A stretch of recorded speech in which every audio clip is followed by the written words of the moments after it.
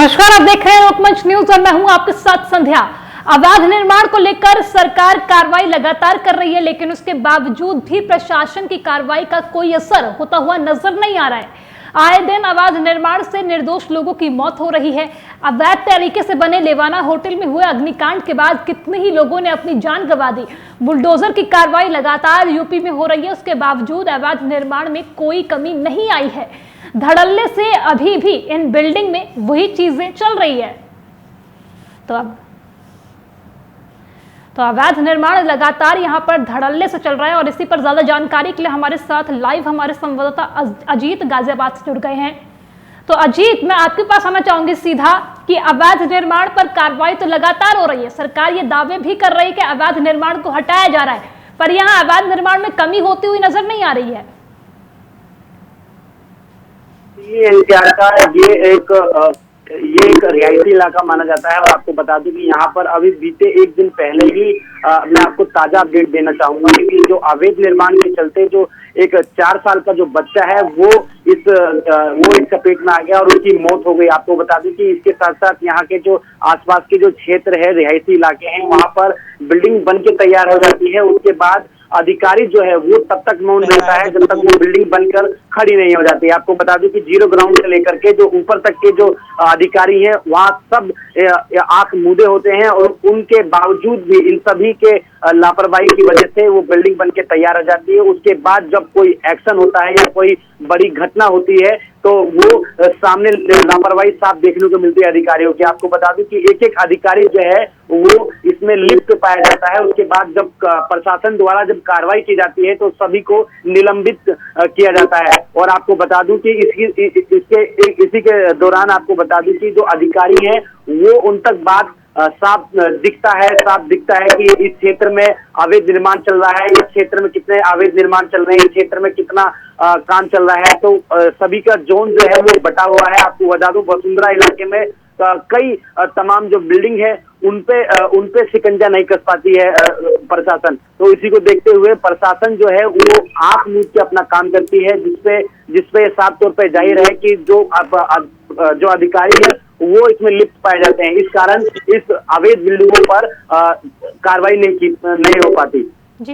जी अजीत, बिल्कुल लगातार जो है सरकार दावे तो कर रही है पर कार्रवाई कहीं नहीं हो पा रही है। आपने जैसा बताया कि गाजियाबाद एक रिहायशी इलाका है और वहां पर एक अवैध निर्माण से 4 साल के बच्चे की जान चली गई। ये सिर्फ इकलौता मामला नहीं है अजीत, लगातार लेवाना होटल में जिस तरह से अवैध होटल था वो और उसमें जो अग्निकांड हुआ उसमें भी कितने लोगों की जान गई। लगातार पटाखे फैक्ट्री जो अवैध रूप से चलती है उसमें आग लग जाने से कितने लोगों की जान जाती है, पर वहां तब जवाबदेही किसी की नहीं बनती है। लगातार बस मुआवजे पकड़ा दिए जाते हैं, जवाबदेही वहां किसी की तय नहीं होती। और जब ये पता चलता है कि अवैध निर्माण है इस जगह पर उस समय कोई कार्रवाई नहीं होती है। जी देखिए संजय, मैं आपको इस मुद्दे से जुड़े हुआ एक बात आपको सामने जाहिर कर दूं कि यहाँ पर जब भी कोई अवैध काम होता है या किसी तरीके का हादसा होता है, क्योंकि वो आग बंद कर देना ये प्रशासन पर भारी पड़ता है। जब ये कोई बड़ा हादसा में तब्दील हो जाता है तो प्रशासन द्वारा जो कार्रवाई होती है वो सिर्फ और सिर्फ खाना पूर्ति होती है। आपको बता दूं कि जो खाना पूर्ति है वो किस तरीके से है वो आप एक बार समझिए और मैं चाहूंगा कि जो हमारे दर्शक हैं वो समझ पाए, क्योंकि वो जो हादसा होता है हादसा छोटे पैमाने पर कार्रवाई की जाती है। जो उच्च अधिकारी के लेवल के जो अधिकारी हैं उन पर कार्रवाई नहीं हो पाती है। आखिरकार अधिकारियों को क्यों नहीं इसकी भनक जो है वो लग पाती है कि इनके क्षेत्र में कितने जो अवैध बिल्डिंग है वो बन के तैयार हो चुके हैं, उसके बाद ही गार्ड क्यों गिरता है उन बिल्डिंगों पर। क्योंकि वो जो बनकर खड़ा होने के नीचे से लेकर जब बनकर खड़ा होने तक का जो सफर है वो कैसे तय कर पाते हैं। जो क्योंकि बिल्डर जो है वो बेखौफ अपना जो काम है वो करते हैं, फ्लैट बेचते हैं, उसके बाद जब कोई अनहोनी हो जाती है तब प्रशासन की जो आंखें हैं वो खुलती है और वो छोटे पैमाने पर कार्रवाई तक सीमित हो जाता है। जी अजीत, बिल्कुल ये बिल्डर्स जो है अवैध निर्माण करके इन्होंने मुनाफा कमाने की इनको आदत हो चुकी है और लगातार प्रशासन की तरफ से भी इनकी अनदेखी की जाती है, क्योंकि बिल्डर अगर अवैध निर्माण बनाकर खड़ा कर रहा है, उससे मुनाफा कमा रहा है और उस पर कोई कार्रवाई नहीं हो रही है, तो कहीं ना कहीं प्रशासन का भी हाथ इस बिल्डर के पीछे होगा। किसी की शह पर ही ये बिल्डर काम कर रहा होगा, क्योंकि बिना शह के तो इतना बड़ा अवैध निर्माण बना लेना और इतना मुनाफा कमा लेना किसी अकेले इंसान के बस की बात नहीं है। जी देखिए संदेश जाहिर है कि मैं आपको ये साफ कर दूं कि जो मैंने आपको जैसे बताया कि पहले भी बताया, और जिस तरीके से ये अवैध बिल्डिंग का जो काला बाजारी है, ये छोटे पैमाने से लेकर बड़े पैमाने तक का तय होता है। बड़े अधिकारी जो होते हैं वो किस तरीके से इसको हैंडल करते हैं, और उसके बाद जो छोटे अधिकारी को जो आदेश दिया जाता है उस पर ये जो निर्माण है वो बन के तैयार होते हैं। इस पे कोई कार्रवाई भी अगर होती है तो खाना पूर्ति के अलावा इससे ज्यादा कोई कार्रवाई नहीं हो पाती है। इसी के साथ साथ जो बता दूं मैं आपको कि इससे जो आमजन है वो काफी प्रभावित होता है, जिससे इन पर कुछ लगाम लगाने के लिए उत्तर प्रदेश सरकार को एक कड़े कदम उठाने की जरूरत है। जी बिल्कुल बिल्कुल अजीत, कड़े कदम उठाने की जरूरत है। पर जिस तरह से चुनावों में योगी बाबा का बुलडोजर ये फेमस हुआ था, पर उस तरह से कार्रवाई होती हुई नजर तो नहीं आ रही है। जिस तरह से ये कहा जाता था कि योगी सरकार आएगी तो अवैध निर्माण खत्म किए जाएंगे, पर यहाँ तो लगातार कार्रवाई तो हो रही है, पर फिर भी जो बिल्डर्स हैं वो अवैध निर्माण खड़ा कर रहे हैं और प्रशासन किस शह पर ही खड़ा कर रहे हैं, और कितने बड़े बड़े हादसे यहाँ पर अवैध निर्माण की वजह से हो रहे हैं।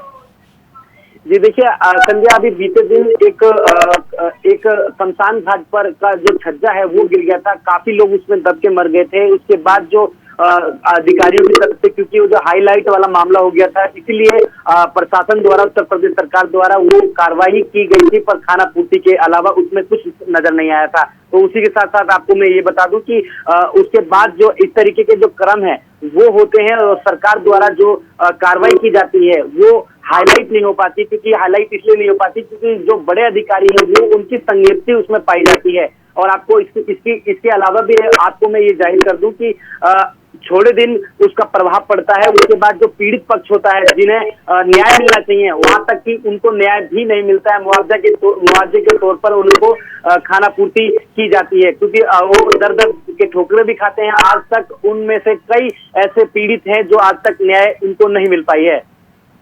जी बिल्कुल अजित, न्याय तो नहीं मिल पाया है, पर जिस तरह से बीजेपी या फिर यूपी सरकार ये दावा करती थी कि सपा के समय पे जो भी माफिया थे, मुख्तार अंसारी की बात कर लें हम, या फिर कोई बहुत बड़े माफिया जो बड़े पैमाने पर अवैध निर्माण जिन्होंने किया, उन पर सब पर यहाँ पर बीजेपी या योगी सरकार की तरफ से कार्रवाई तो की गई। हम आपको बता दें कि बसपा के समय से ये अवैध निर्माण का सिलसिला शुरू हुआ, और पूरे उत्तर प्रदेश में जितने भी अवैध निर्माण है 50,000 के करीब यहाँ पर अवैध निर्माण है, और लखनऊ में केवल 5,000 अवैध निर्माण है, और ये सब सिर्फ कागजों पर दर्ज है, और कागजों पर इन सबको सील कर दिया गया है, पर जमीनी हकीकत कुछ और ही है। और यहाँ पर ये साफ हो जाता है कि मतलब जो सरकार है, यूपी सरकार, वो अपने लोगों पर कार्रवाई नहीं करना चाहती है, पर जो विपक्ष है उनके लोगों पर यहाँ पर सिर्फ कार्रवाई हो रही है। जी देखिए, इससे साफ तौर पे खामियां जो हैं वो बड़े उच्च अधिकारी लेवल पर है, क्योंकि वो उनके क्षेत्र में कितने अवैध निर्माण है और किस प्रकार से उसको तैयार किया जा रहा है, किस प्रकार से उस पे जो बुनियादी मटेरियल है वो किस तरीके से उपयोग किए जा रहे हैं। तो इन सभी चीजों की जिम्मेवारी जो होती है वो बड़े अधिकारी के लेवल पे होती है। और आपको बता दूं कि उन्हीं के आदेश पर ये जो बिल्डिंग है वो तैयार किए जाते हैं। फिर उस पे कोई हादसा हो जाता है तो उसमें फिर खाना पूर्ति की तरह के, जैसे मैंने आपको बताया कि खाना पूर्ति कर देते हैं और उसको कार्रवाई को वहीं स्टॉप कर देते हैं। जिस तरीके से अभी बीजेपी ने लगातार जो बिल्डोजर बाबा के नाम से धुआं एनसीआर या उत्तर प्रदेश के हर जिले में हाहाकार मचाया था, उसी प्रकार से अब ये फिर से इस तरीके की जो कार्रवाई है वो देखने के लिए लोग बेताब है, क्योंकि अवैध निर्माण से जन जो है वो परेशान दिखाई नजर आ रहा है। जी अजीत, आप गाजियाबाद में हैं, तो गाजियाबाद में अवैध निर्माण की क्या स्थिति है? क्या गाजियाबाद में कोई कार्रवाई हो रही है? अवैध निर्माण वहां पर कितने बने हुए हैं?